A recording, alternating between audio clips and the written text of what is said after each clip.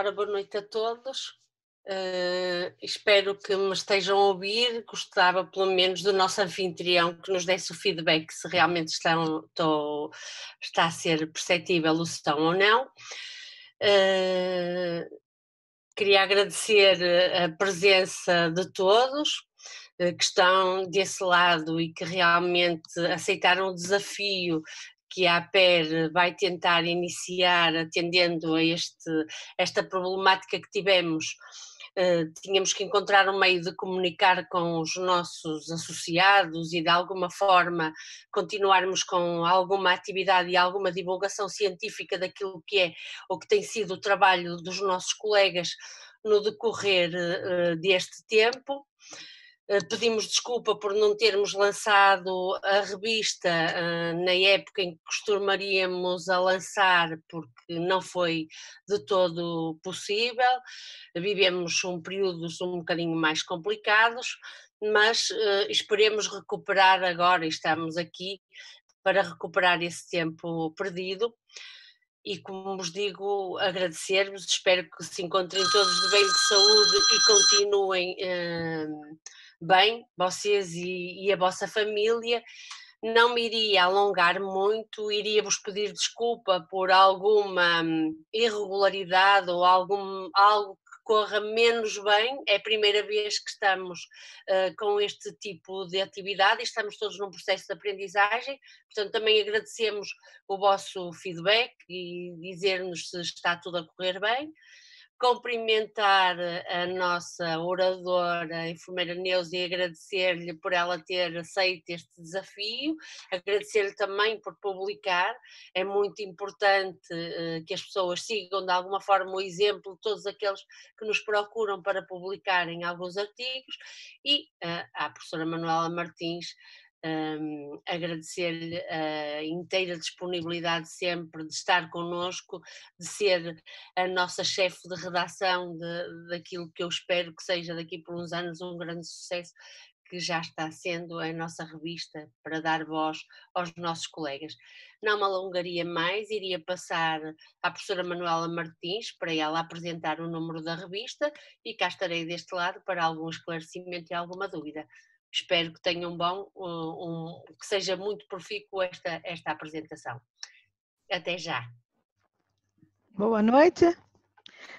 Espero que também o som esteja a chegar em boas condições.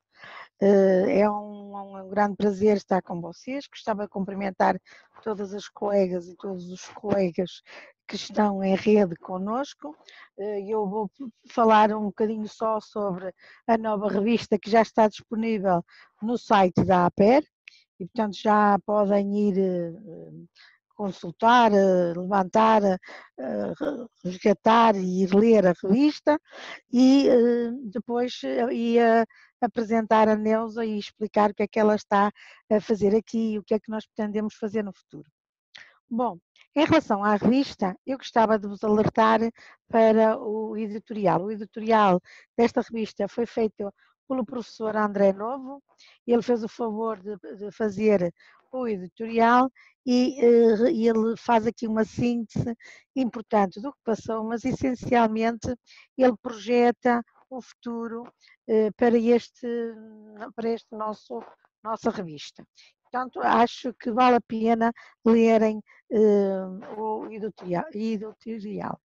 Em relação à revista e aos conteúdos que estão, como nas outras revistas, e este foi o nosso objetivo, foi sempre fazer revistas com 10 artigos.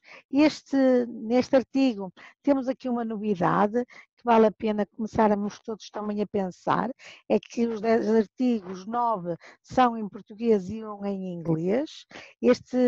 Vamos tentar começar a ter mais artigos em inglês e bem-aja aos colegas que fizeram esta proposta de apresentar o artigo em inglês. Claro que nós também sabemos que não podemos querer que a revista seja toda ainda em inglês, porque nem todos dominamos e penso que muitos de nós poderão começar a fazer esse exercício.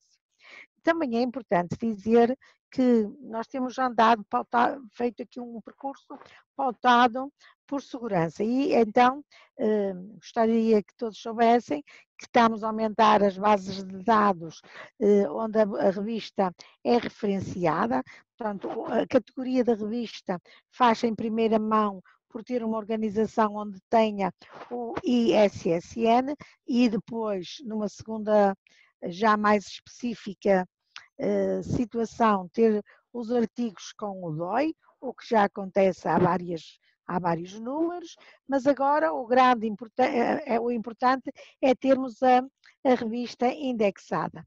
E desde 2018 nós já temos indexada no Google Académico, já temos na Biblioteca Nacional de Portugal e agora já estamos com mais 3 áreas de indexação e pretendemos vir a aumentar estas áreas. Quanto mais sítios onde a revista for indexada, melhor é a revista e melhor será classificada no futuro. Também é importante terem a noção que todos nós estamos a fazer um grande esforço para mantermos a revista, mas o mais importante é as propostas que nos chegam dos colegas. Nós temos uma revisão cega, que nós temos a certeza que é pautada pelas melhores referências, isto é, nós escolhemos colegas de acordo com os artigos, quer colegas com domínio científico, todos doutorados, mas também temos colegas a fazer revisão para cada artigo de aspectos técnicos e, portanto, temos enfermeiros que também pertencem aos revisores, mas são revisores técnicos. E isto é importante que saibam, que é quando vocês mandam um artigo, às vezes os revisores encontram dois olhares muito diferentes, às vezes até se questionam, mas eles parecem que dizem coisas diferentes ou opostas. É natural, é assim que se vai crescendo. E, portanto, vai valer a pena vocês continuarem a mandar os artigos e ouvirem, porque muitas vezes até ficamos tristes com os comentários que nos fazem, mas o importante é vocês verem se tem lógica que os pedem e até questionarem se é mesmo aquilo que querem. O importante numa revista é que cada autor sinta espaço de liberdade, mas por outro lado, que também tenhamos a segurança que os artigos foram revistos de acordo com as melhores práticas em uso. Também gostava de acrescentar, e vou ser breve, e não vou falar sobre todos os artigos que tem neste número na revista, mas este número de revista tem 4 ou 5 artigos que são scope reviews. Claro que não podemos só pôr scopes, porque isso também empobrece a revista. É muito importante que as pessoas, se fizerem uma boa scope review, que o exponham num artigo e que nos mandem, mas também temos que fazer outro tipo de investigação. Vocês sabem que com o novo modelo de mestrados, provavelmente nós vamos perder grande oportunidade de fazer investigação, porque o que vai ser, no fundo, dirigido, os mestrados vão ter mais por base, e vão ser as pessoas aliciadas a fazer estágio e não a fazer investigação. Isto quer dizer que nós vamos baixar a nossa capacidade de investigação. Ora, se nós baixar isto, é importante nós ter consciência que para termos uma enfermagem de reabilitação forte, temos que continuar a fazer investigação e esta investigação tem que ser feita pelos colegas do terreno. Não quer dizer que sejam só os colegas que estão a trabalhar, podem ser os que estão no ensino e fazer equipes e grupos, mas a investigação vai ter que ser feita para não perdermos um espaço que já ganhamos no mercado da enfermagem de reabilitação. Depois, em relação aos artigos, nesta revista nós procuramos pôr artigos por uma determinada lógica, onde variamos as temáticas, desde o doente com ABC, e por isso escolhemos a Neuza Sá, que trabalha no Hospital de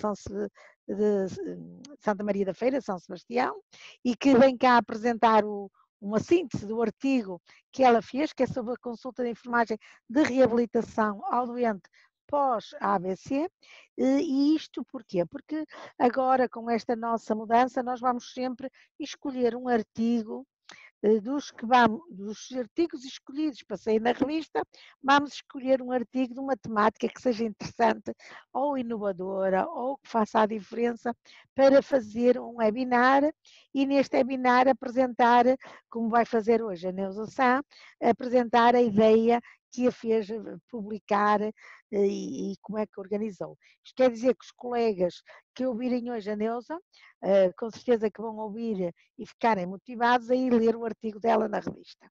O último, não, o antepenúltimo aspecto que eu queria referir é a importância também de cada vez que escolham e que façam um artigo, de começarem a referenciar artigos já publicados na revista. E porque isso conta para a classificação da nossa revista.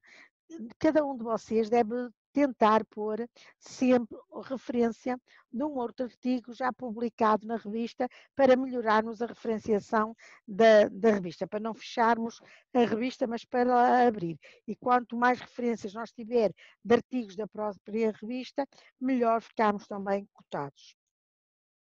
O último aspecto que eu queria falar era sobre as novas revistas daqui até ao fim do ano. Nós entendemos que devíamos fazer 2 números extra, portanto, este é o número de junho. Vamos fazer já no próximo mês, provavelmente mais para o princípio de outubro, vamos ter uma revista, uma sobre só aspectos relacionados com Covid. Portanto, vamos tentar trazer aqui a atualidade e, portanto, temos já 10 artigos com esse perfil. Depois temos outra revista só sobre estudos de caso. E, portanto, também temos já preparada esses 10 artigos e depois para dezembro teremos a revista normal da cadência da nova revista. O que eu gostaria, para terminar esta ideia de revista, era realmente agradecer a todos os colegas que têm enviado os artigos, que têm colaborado connosco nas revisões, portanto, a todos os revisores, a todos os colegas, e dizer-lhes que é um prazer muito grande trabalhar com esta equipe. Particularmente gostava de deixar aqui um reconhecimento público ao colega Rui, ao colega André e ao colega Luís, que no fundo, assim como ao Fernando Henriques, que no fundo são aqueles que mais têm trabalhado para conseguir levantar esta questão. Nós sabemos que a revista ainda não é perfeita, mas nós vamos tentar que ela seja o melhor possível para todos lermos com agrado as novidades escritas pelos colegas. Esteticamente ela parece-nos bem, mas também acreditamos que podemos melhorar. Terminada este momento de falar sobre a revista, de dizer o que ela tem, de projetar o futuro, vem agora o momento de falar da Neusa. A Neusa, como eu já disse, fez um artigo sobre a consulta da enfermagem de reabilitação ao doente com ABC e nós achamos que os enfermeiros de reabilitação precisam de pensar nas suas consultas. Temos que valorizar os aspectos relacionados com as consultas, quer sejam consultas durante o processo assistencial, quer sejam, como esta é, no fundo, follow-up de seguimento do doente com ABC. Eu não vou descobrir mais o véu, vou despedir-me por agora de vocês, vou ficar aqui um bocadinho recatada à espera da discussão, mas vou passar a palavra à enfermeira Neusa e ela, em representação das outras colegas que participaram no artigo, vai nos apresentar as ideias centrais da temática que desenvolveram. Deixo então a palavra à Neusa e desejar-lhe que, de uma forma clara, faça a sua apresentação para depois passarmos ao momento de questões que podem pôr para nós respondermos.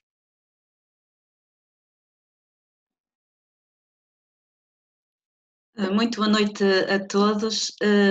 Antes de mais, eu quero agradecer a oportunidade que nos estão a dar, quer na publicação do artigo, quer nesta breve apresentação do mesmo. Eu espero sinceramente que vá de encontro a todas essas expectativas. Nós dedicámos-nos muito na construção desta consulta e tentámos, se calhar, neste breve momento, neste artigo, tentar transparecer um pouco daquilo que fazemos com os nossos doentes. Este tema é-me particularmente carinhoso, porque, para além da enfermagem, para além de reabilitação, o doente neurológico é verdadeiramente a minha paixão. Por isso é um prazer estar aqui, é um privilégio partilhar isto convosco, agradeço muito esta oportunidade. Então, a proposta inicial do nosso artigo intitulava-se A consulta de enfermagem de reabilitação ao doente pós-AVC, que contributos? No entanto, a validação da sua publicação, como já foi um pouco falado pela professora Maria Manuela Martins, obteve uma série de pareceres entre os revisores e os autores que levaram a um aperfeiçoamento de vários aspectos do artigo, culminando então com esta versão que será então apresentada nesta revista da APER. Aos revisores agradeço todas as sugestões que se tornaram numa mais-valia para o enriquecimento deste artigo e precisamente uma das sugestões foi a alteração do título. E então passou a ser consulta de enfermagem de reabilitação ao doente pós-evento cerebrovascular que desvios encontrados ao plano delineado à alta pelo enfermeiro de reabilitação. Esta consulta desenvolve-se então no centro hospitalar de Entre Douro e Voga, na qual intervêm 4 enfermeiras de reabilitação de forma rotativa. Sendo estas as autoras do artigo. Somos nós então a Ana Oliveira, a Ana Silva, eu e a enfermeira Sónia Brandão. Esta consulta surgiu no ano de 2009 e estes dados que vamos apresentar prendem-se ao ano de 2018. Eu poderia começar a apresentação com os grandes chavões que estão relacionados com a morbilidade, a mortalidade, as definições associadas ao AVC, à problemática do doente com AVC, mas optei por direcionar a apresentação para o que nos moveu a implementar esta consulta. Então, por que surgiu a necessidade de implementação da consulta de enfermagem dirigida aos doentes com doença cerebrovascular? Os doentes são admitidos na unidade de AVC na fase aguda ou hiperaguda do evento neurológico. Logo à admissão, o doente é avaliado pelo enfermeiro de reabilitação e é definido um plano de cuidados que inclui os cuidados de reabilitação. Mediante a sua avaliação, ou seja, o enfermeiro de reabilitação define, implementa e desenvolve uma série de intervenções personalizadas ao doente de acordo com os problemas identificados, nomeadamente no que concerne à etiologia do evento, ao comprometimento sensitivo, motor, cognitivo, à dependência nos autocuidados e ao risco de complicações. São então implementadas uma série de protocolos no sentido de uniformizar os procedimentos, mas também fundamentar as intervenções desenvolvidas. Claro que ao longo do internamento vai havendo uma adaptação do plano de forma a dar resposta às dificuldades, a corresponder às expectativas, ir de encontro aos objetivos, adequar as intervenções aos ganhos obtidos e promover a readaptação funcional à condição de dependência. No entanto, considerando a morbilidade associada ao doente com AVC, adivinha-se uma resposta insuficiente às pessoas com perda de funcionalidade nos autocuidados, na capacidade para satisfação das suas necessidades após a alta e no restabelecimento de um padrão de vida satisfatório que vá de encontro quer às expectativas do doente, quer também às expectativas dos cuidadores. Durante o internamento, num ambiente protegido, a evolução muitas vezes é lenta, mas é efetiva e constata-se uma progressão do estado de dependência do doente. No entanto, muitas vezes a grande dificuldade surge com o regresso ao domicílio, com a exigência de respostas por parte dos cuidadores, nomeadamente na capacidade de assumir a continuidade dos cuidados à pessoa dependente, bem como na capacitação e na adaptação do doente à nova realidade. É então necessário mobilizar uma série de competências profissionais especializadas, a fim de se transmitirem conhecimentos científicos específicos e válidos e que façam sentido para o doente e para os seus cuidadores, fundamentos técnicos, relacionais, com implicações na prática da reabilitação do doente com AVC, que se traduzam em ganhos mensuráveis. Acompanhando cotidianamente os doentes com AVC, os enfermeiros de reabilitação deparam-se com as dificuldades dos doentes e cuidadores no regresso ao domicílio, na dificuldade na adaptação à incapacidade funcional superior à prévia e à necessidade de cumprir um plano terapêutico complexo, e daqui surge então a nossa contribuição. Na preparação da alta, o enfermeiro de reabilitação tem um papel crucial e faz então uma projeção do plano a ser seguido em conjunto com o doente, cuidadores informais e a rede de suporte formal. Este plano inclui, de forma personalizada a cada doente, mas uma certa orientação do programa de reabilitação, estratégias facilitadoras do autocuidado, a terapêutica a cumprir, as estratégias para a prevenção secundária, os cuidados particulares com o doente disfágico, a prevenção de complicações que possam eventualmente surgir, principalmente as quedas, as decorrentes de um doente que tenha um grau de dependência maior. É então agendada a consulta de reabilitação, ou seja, de reabilitação por parte do enfermeiro de reabilitação, que tem os seguintes objetivos: detectar precocemente complicações, identificar atempadamente desvios ao tratamento, verificar a adesão ao programa de reabilitação delineado à alta e aferir estratégias de prevenção secundária do AVC. Esta consulta é organizada de uma forma multidisciplinar, entre as 8 e as 12 semanas após a alta, e inclui então 2 enfermeiros especialistas em enfermagem de reabilitação, 2 neurologistas e 1 fisiatra. Claro que se o trabalho no internamento é interdisciplinar, esse trabalho é continuado em regime de consulta, privilegiando sempre a comunicação entre os profissionais. Compete então ao enfermeiro de reabilitação a avaliação do doente no que concerne às escalas funcionais, à concretização do plano de reabilitação, a terapêutica em curso, o controle de fatores de risco vascular, a disfagia, a situação social e o registro de complicações.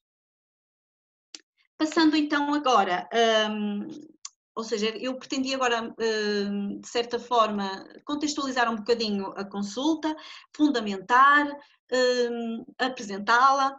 Refiro-me agora então à interpretação de alguns dados que recolhemos então durante o ano de 2018. Trata-se de um estudo exploratório, descritivo e retrospectivo. Foram incluídos todos os doentes que compareceram na consulta de avaliação, foram 339 doentes avaliados nesta consulta. A análise estatística foi realizada através do programa SPSS, foram calculadas frequências, percentagens, médias e desvios padrão. A comparação dos resultados assistenciais realizou-se através do teste TED-Student e, de forma a estabelecer associações entre variáveis, utilizou-se o coeficiente de correlação de Pearson. À semelhança de outros estudos, o nosso não difere no que diz respeito ao género, à faixa etária predominante e ao tipo de evento vascular. Isto é, o género mais prevalente foi o masculino, com 55,8% dos indivíduos, a faixa etária predominante foi entre os 71 e os 80 anos, a média de 71 anos, de realçar que 78% dos indivíduos tinham mais de 61 anos.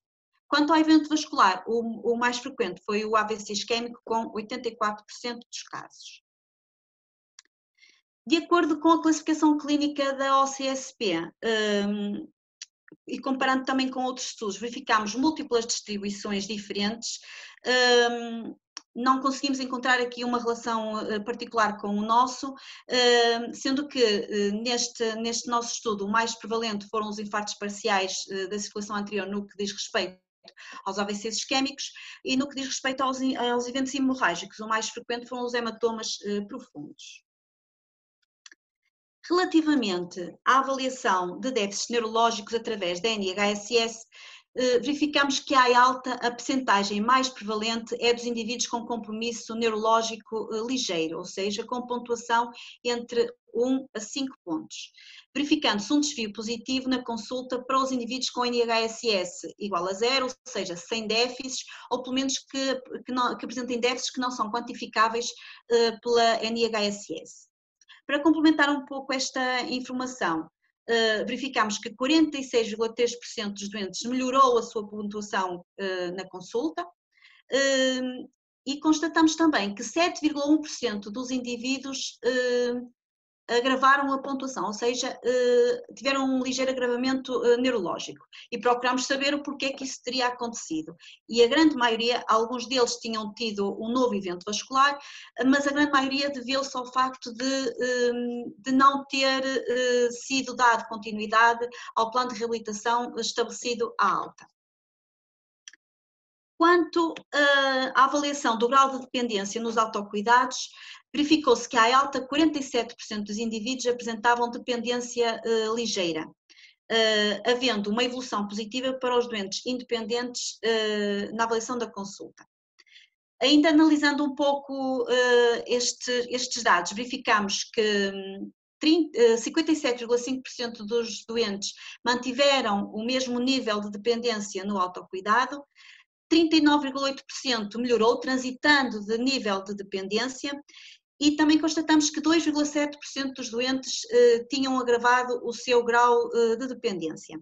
Fomos também verificar o porquê desta situação, e também foi devido à impreciosidade na continuidade do plano de reabilitação. Muitos dos familiares que recebem estes doentes em casa acabam por assumir uma atitude de proteção, e a autonomia que os doentes até tinham conquistado no internamento acabam por a perder por esses autocuidados serem transferidos para outrem, para os seus cuidadores, e não serem eles a assumi-los. Analisando as médias através do teste TED-Student nos dois momentos, verificamos então uma melhoria direta na NIHSS à alta, comparativamente à da consulta, assim como no índice de Bartel modificado. Ou seja, a média na pontuação da NIHSS à consulta é mais baixa, ou seja, há uma melhoria do estado neurológico, e no índice de Bartel há uma valorização. Ou seja, há uma maior percentagem de doentes com uma melhoria no grau de dependência. Esta conclusão é corroborada por outros estudos que também vão na mesma linha, em que no segundo momento há uma recuperação em termos funcionais. Uma distribuição semelhante foi verificada no que se refere à escala de ranking modificada. À alta ocorre uma maior prevalência de indivíduos com incapacidade moderada, com uma evolução positiva na consulta para os doentes que têm sintomas não incapacitantes, ou seja, há aqui uma migração de doentes que tinham um grau ou seja, uma classificação no ranking de 3, 4, ou seja, dependentes no autocuidado, mas que uns tinham capacidade de marcha e outros não, com 3 com capacidade de marcha, 4 não, mas com uma melhoria para um estado em que, embora apresentem déficits neurológicos, os sintomas não são incapacitantes em termos funcionais. Salientar ainda que 46,6% dos doentes transitaram para um nível de dependência inferior. Comparando estas 3 escalas funcionais, como seria expectável face àquilo que eu tenho vindo a dizer até este momento, há uma relação inversa entre a NIHSS e o índice Bartel nos dois momentos, e uma relação direta entre a NIHSS e o ranking também nestes dois momentos. Ou seja, há pontuações mais baixas na NIHSS correspondem a um menor grau de dependência, e a pontuações mais baixas do NIHSS correspondem pontuações mais baixas também no ranking. Ao contrário de outros estudos que nós também fomos analisando, referem que há uma pior recuperação funcional para o género feminino, nós no nosso estudo não conseguimos estabelecer qualquer relação entre estado neurológico, entre funcionalidade e género. Da mesma forma, também não encontramos relações estatisticamente significativas, dependentes da idade. No que concerne à capacidade deglutória, verificou-se que 72% dos indivíduos não apresentavam alterações na deglutição, havendo um desvio positivo a quando da consulta. A percentagem de doentes disfágicos encontrados, ou que nós apresentamos, é inferior à apresentada noutros estudos. Quais as explicações para que isto se verifique? Pode ver-se ao facto da forma de rastreio de disfagia que nós fazemos não ser através de um exame objetivo, e também porque a avaliação da disfagia refere-se ao momento da alta e não ao momento da avaliação na fase aguda ou hiperaguda do AVC, ou seja, muitos dos doentes que têm alta já têm, por exemplo, 1 mês, 2 meses de internamento e de certa forma já recuperaram algum grau de disfagia, daí alguma diferença com outros estudos. Relativamente à orientação social à alta, verificamos que a maioria dos doentes teve alta para o domicílio, no entanto, 21,9% foram institucionalizados no momento da alta. Na consulta, ainda se mantinham institucionalizados 13,9% dos doentes, a maioria deles integrados na Rede Nacional dos Cuidados Continuados. Através do teste de Pearson, verificamos que existe uma correlação moderada entre o grau de dependência e a institucionalização, sendo este, então, um dos fatores que dificulta o regresso do doente ao domicílio. Quanto aos problemas identificados, identificamos problemas em 54% dos doentes, pelo menos um problema, e em 33% mais do que um. E decidimos classificá-los desta forma, na dificuldade no controle de fatores de risco, nos problemas sociais, na dificuldade na adesão ao regime terapêutico, nas inconformidades no programa de reabilitação, os problemas emocionais, inconformidades relativamente à disfagia e os problemas cognitivos. Destes, o mais prevalente foi a dificuldade no controle de fatores de risco. Importa-nos, ou seja, achamos pertinente também salientar o facto de 10% dos doentes tiveram dificuldade no suporte dos cuidados, quer ao nível formal, quer ao nível informal, dependente do seu estado de dependência. E ainda, no que diz respeito ao doente com disfagia, verificamos a renitência no uso de espessante, na manutenção da dieta adaptada, em 5,9% dos doentes, sendo este aspecto frequentemente desvalorizado, quer pelo doente, quer pelo cuidador, apesar de todos os ensinos que são realizados à alta. Relativamente às alterações cognitivas, nelas incluímos as alterações da memória, as alterações da compreensão, as alterações da capacidade de aprendizagem e de mobilização de conhecimentos, que são necessários à concretização de atividades. Foram encontradas estas alterações em 11,5% dos nossos doentes e, através do teste Pearson, conseguimos atribuir uma relação entre a dependência nos autocuidados e estas alterações cognitivas, ou seja, a estes doentes associa-se uma menor colaboração no programa de reabilitação e, consequentemente, uma menor recuperação em termos funcionais. A nossa intervenção, face ao diagnóstico de situação e perante os problemas identificados, procedeu-se à intervenção considerada pertinente e personalizada a cada doente. Foram realizados ensinos, reforçados ensinos a todos os doentes cuidadores, com treino, com exemplificação, com instrução, com reforço da importância de certos cuidados e reorientados para a equipa de enfermagem dos cuidados de saúde primários. Grande parte destes doentes necessitou de realizar ajuste terapêutico e cerca de 36% careceu de orientação para outras especialidades. Em termos de conclusões, neste estudo obtivemos informações qualitativas e quantitativas que nos permitiram caracterizar os indivíduos, a sua evolução nas primeiras semanas após um AVC, bem como estabelecer correlações estatisticamente significativas entre variáveis e de relevância para o corpo de conhecimentos de enfermagem de reabilitação. Apesar dos profissionais de saúde no internamento reconhecerem as necessidades e trabalharem os itens relacionados com uma maior incapacidade funcional, o plano terapêutico a cumprir a curto e a longo prazo e o regresso a casa, só quando este último efetivamente acontece é que o doente e a sua família enfrentam verdadeiramente as primeiras dificuldades, porque a nossa intervenção revela-se crucial no auxílio à adaptação à nova realidade. A necessidade de formação, ensino por parte do doente e das suas famílias estão relacionadas com a falta de conhecimentos da sua nova realidade patológica. Eles têm necessidade de serem informados relativamente à patologia, ao prognóstico, às novas necessidades, nomeadamente se a pessoa está mais dependente. Também é importante referir os apoios sociais e profissionais que existem na comunidade para que não se sintam desprovidos de qualquer ajuda no regresso ao domicílio. Apuramos uma relação linear positiva entre a diminuição da função cognitiva logo após o AVC e os baixos autocampos motores. Assim, tal como noutros estudos, este atestou que a baixa função cognitiva é um fator preditivo para uma pior recuperação funcional, contribuindo para reforçar a compreensão do prognóstico destes doentes. Deste modo, a institucionalização prolongada e a baixa reserva cognitiva possibilitam uma reflexão sobre o prognóstico funcional dos doentes, permitindo estrategicamente a definição de objetivos realistas em parceria com os cuidadores.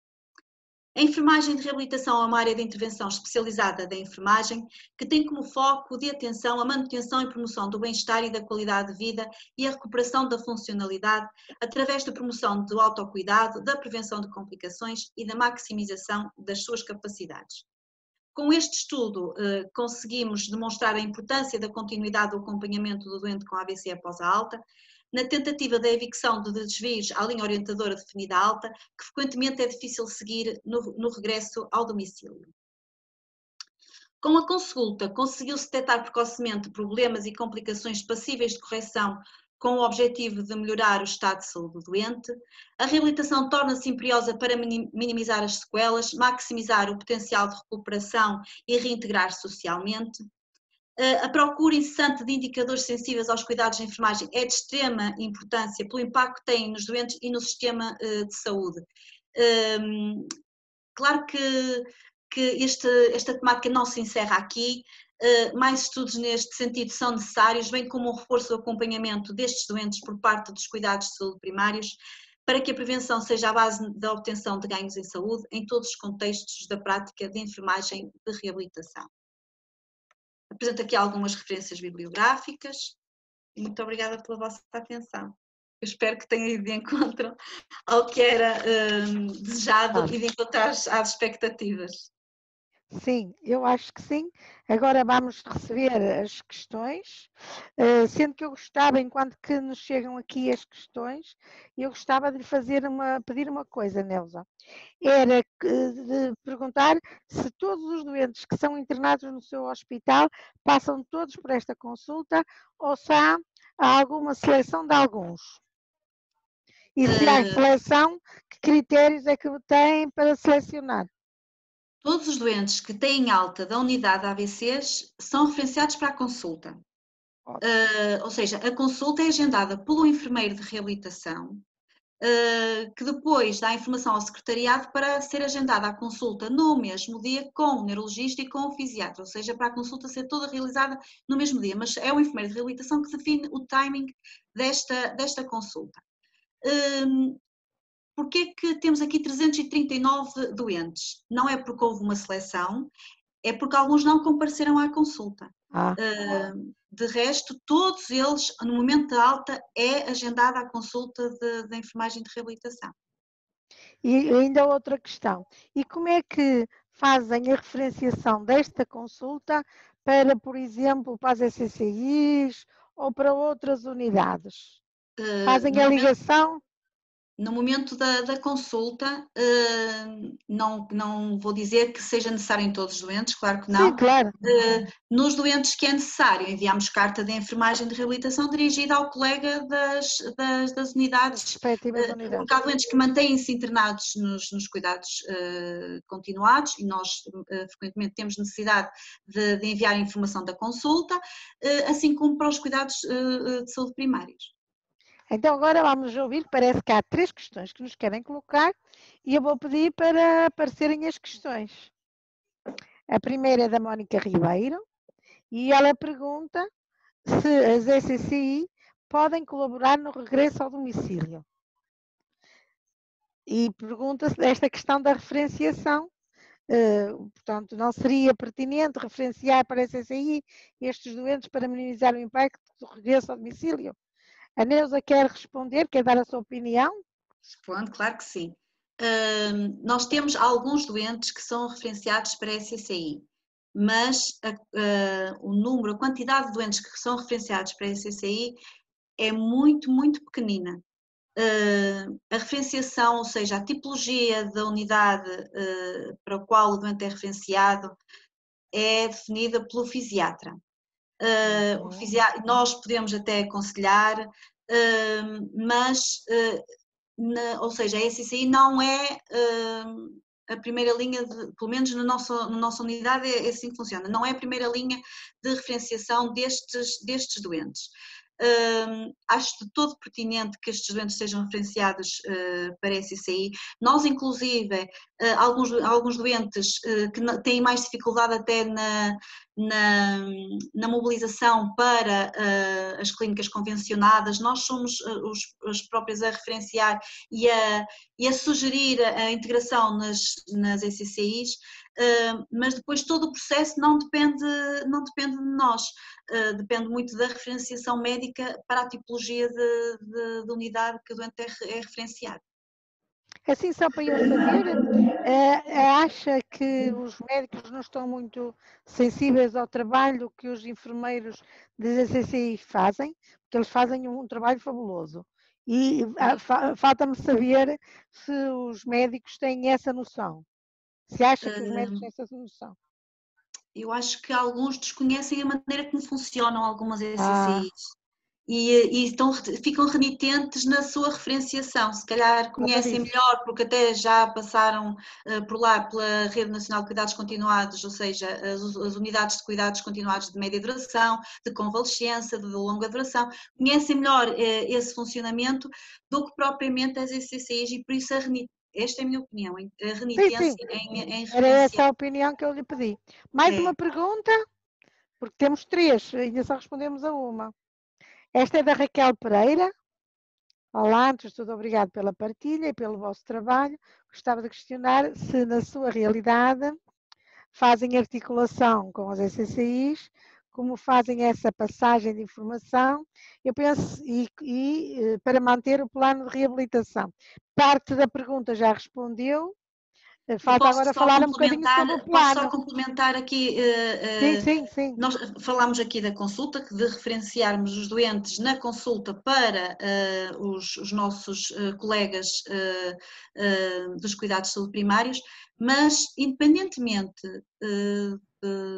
da unidade, da referenciação destes doentes para onde quer que vão, nós enviamos carta de enfermagem de reabilitação. Ou seja, para transmitir aquilo que foi desenvolvido, o estado funcional do doente à alta e os problemas que foram trabalhados durante o internamento. Muito bem. Já respondeu à pergunta. Agora vamos à terceira pergunta. Acho que vai aparecer a terceira pergunta. Sim, também é da Raquel. Não, esta é da Não é mesmo esta? Esta é a mesma. É. Esta já respondemos. Faltamos a terceira. Tenho aqui informação que há 3 perguntas. Ora, respondemos a 2, falta a terceira.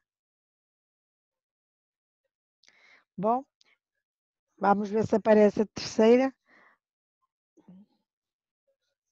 É da Raquel Marques e não consegui perceber se os utentes que pioram foi por não ser cumprido o plano de reabilitação traçado no hospital ou se foi por não terem de todos os cuidados da enfermagem de reabilitação no domicílio. Gostei, Raquel. Neuza, o que é que acha disso? Eu vou responder da seguinte forma. Nós delineamos junto com a família o plano de reabilitação. Em termos de enfermagem de reabilitação, definimos aquilo que é prioritário em termos de cuidado pelo cuidador informal. A nossa informação é depois transmitida através do documento escrito. Em casos muito pontuais, já aconteceu também colegas que depois iriam seguir o doente no domicílio virem primeiro ter connosco nas situações mais complexas, estamos a falar de doentes até Sim. dependentes de ventilação, pronto. Mas é que são casos mesmo muito pontuais. A referenciação para depois no domicílio faz-se muito pela nossa parte nesta situação dos ensinos.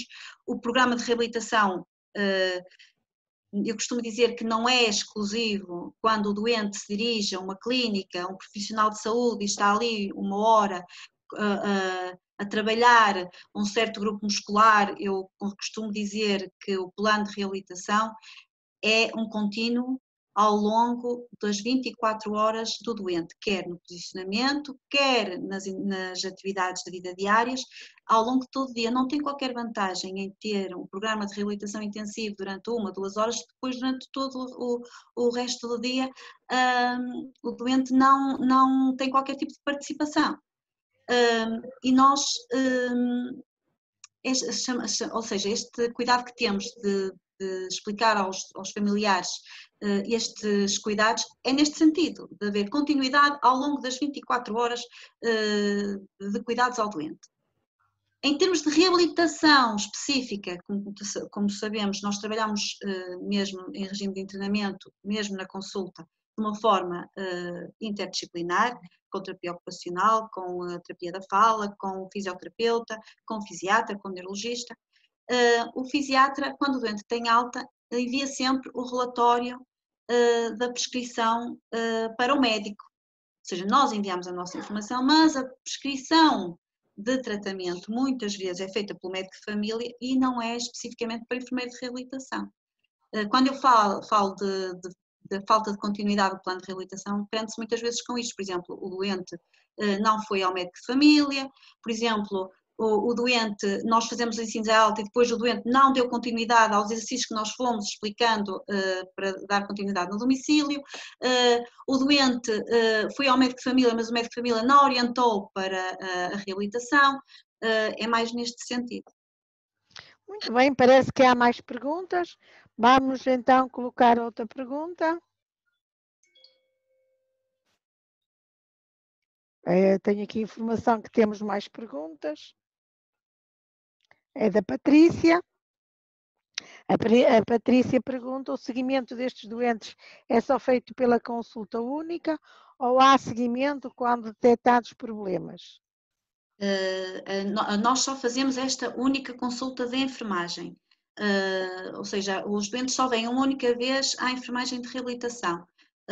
Se o médico depois entender marcar consulta, já é independente do nosso trabalho. O que nesta consulta, o que nós referimos é, se houver inconformidades, orientar então para outros colegas.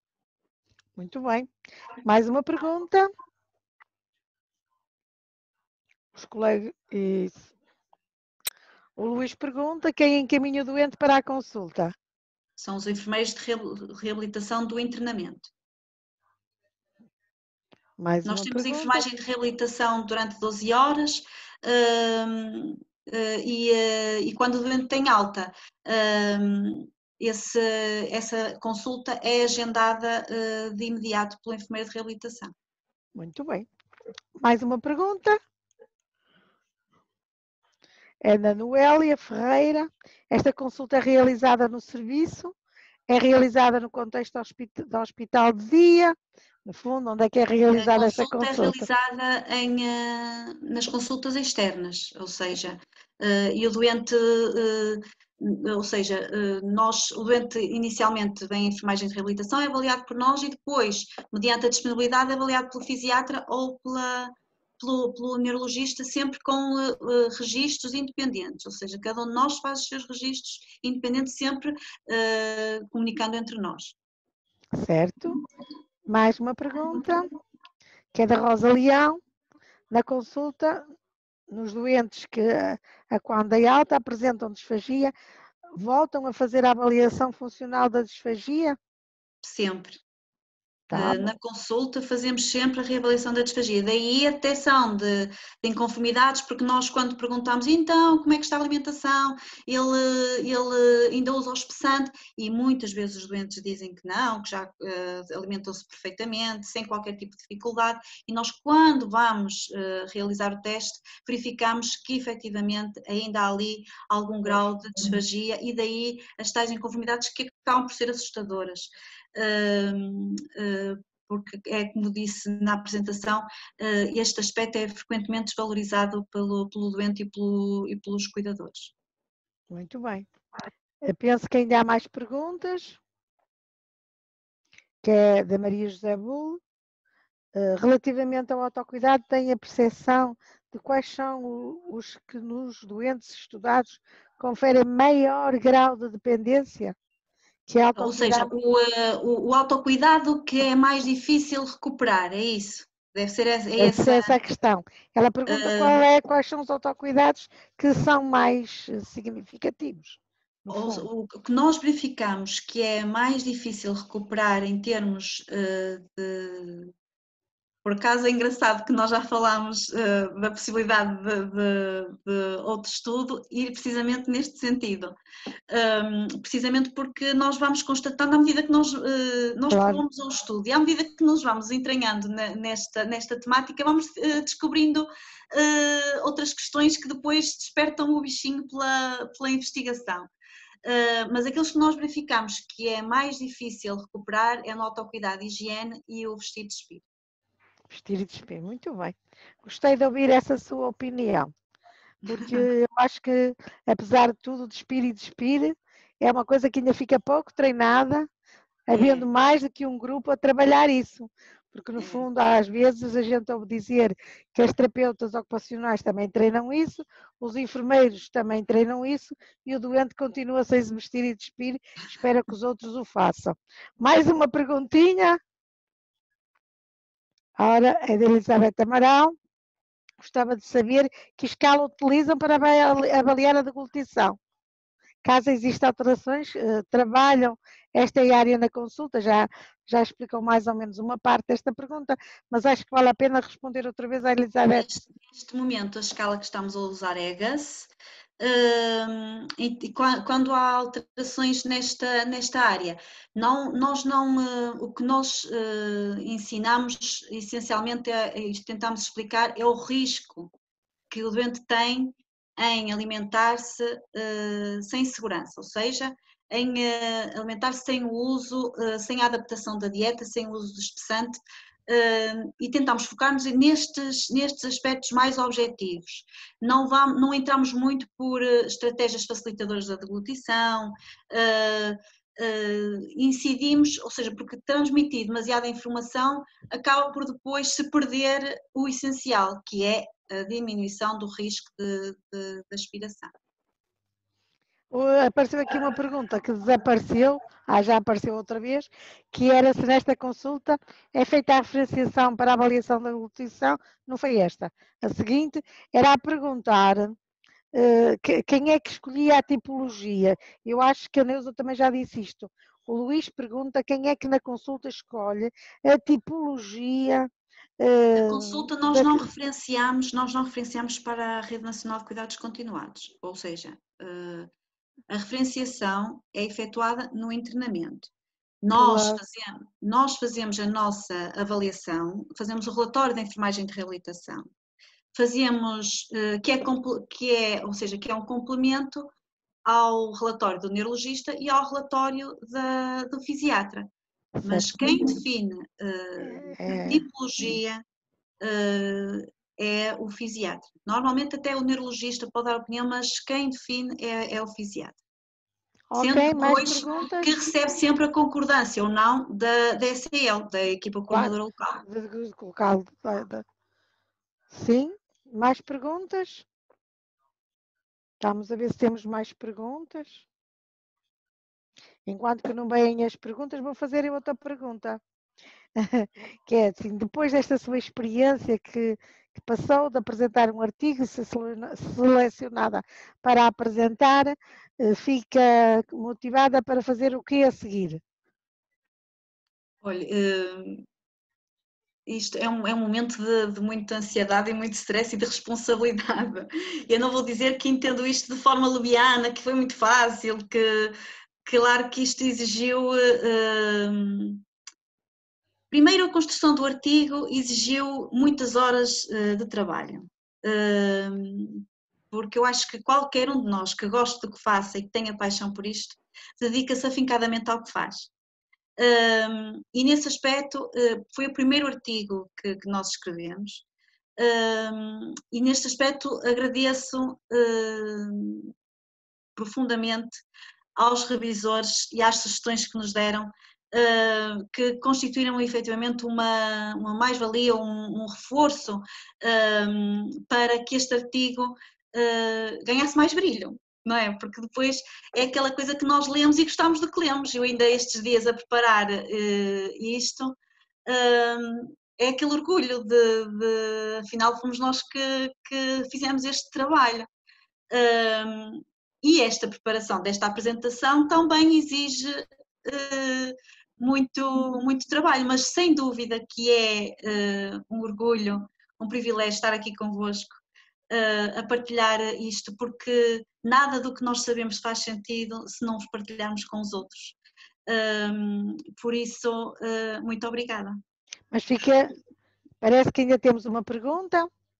Estamos também já quase na hora de terminar, mas ainda temos aqui uma pergunta da Patrícia que diz: a articulação com os colegas, quando identificados problemas, é feita apenas com carta de transferência ou tem outra estratégia de articulação?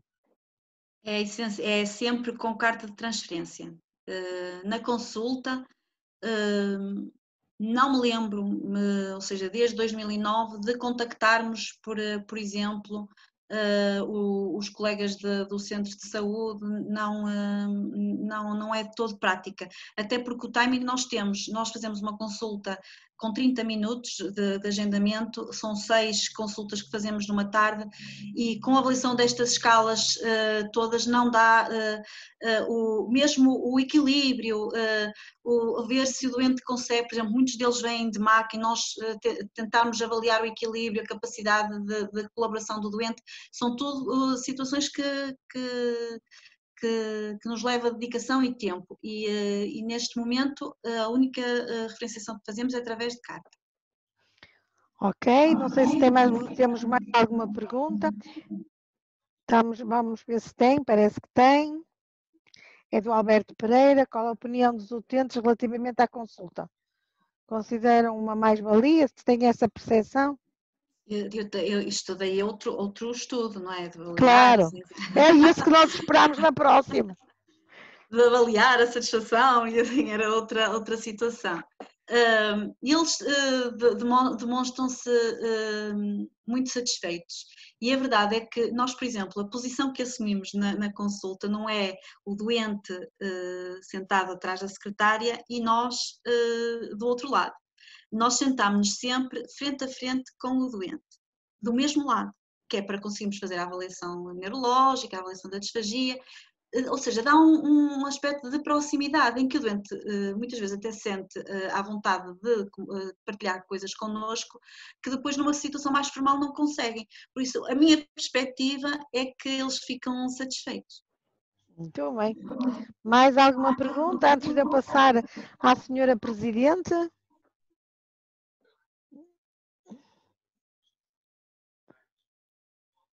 Eu acho que já vou poder passar, sem antes fazer a minha despedida, agradecer à Neuza a forma como nos partilhou connosco a sua vivência e também os seus dados, o seu estudo, dizer que espero que em breve apareça mais um artigo da vossa equipe.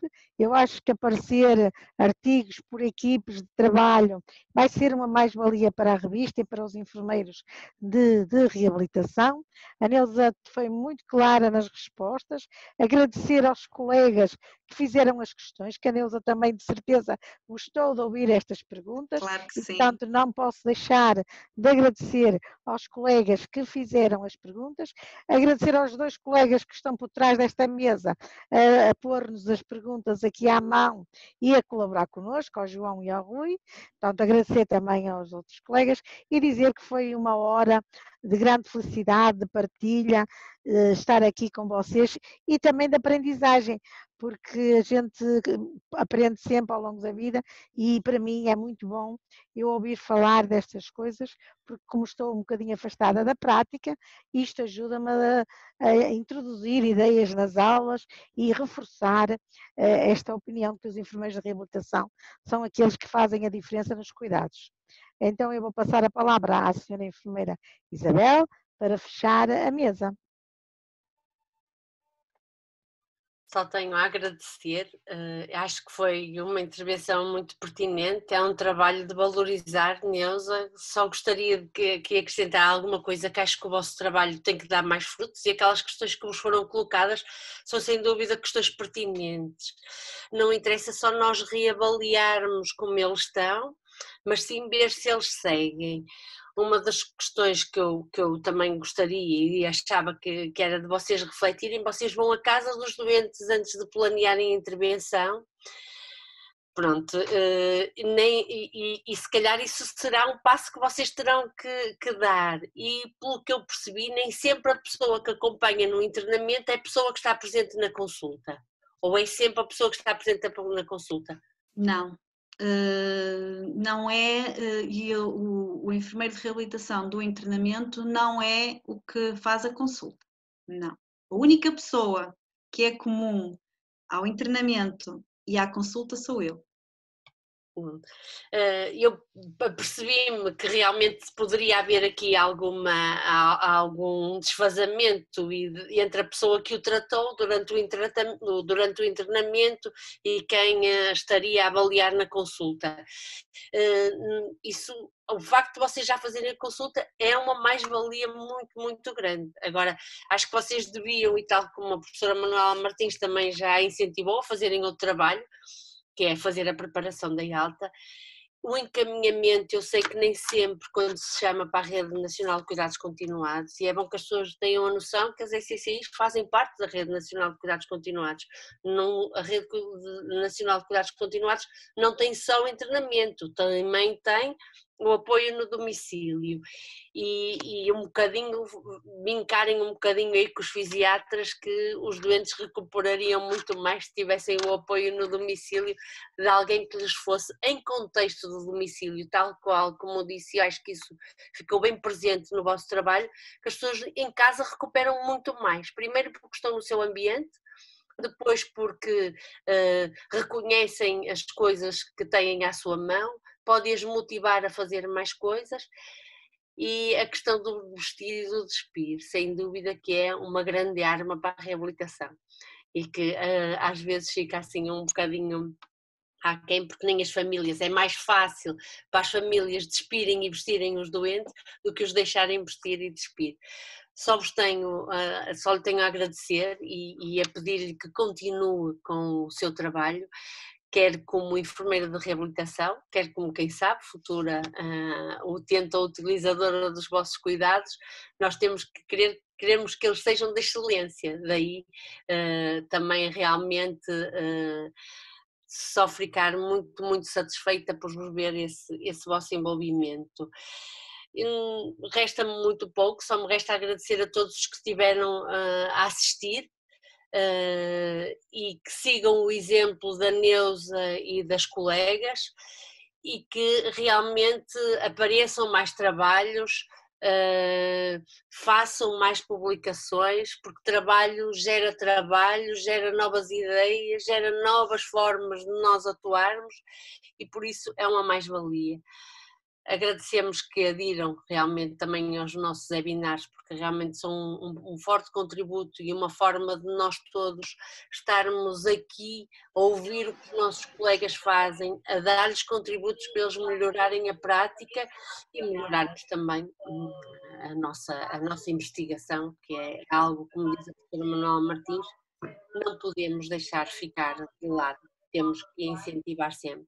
por isso só me resta dar-vos os parabéns e não podíamos ter escolhido melhor para iniciarmos este nosso webinars e estas nossas sessões e serões da APER. Muito obrigada, Neuza, e a toda a equipe que está consigo. Obrigada, professora Manuela Martins, por, como sempre, dar-nos um excelente contributo, aos colegas que estão por trás de nós, que foi a primeira vez que nós fizemos isto.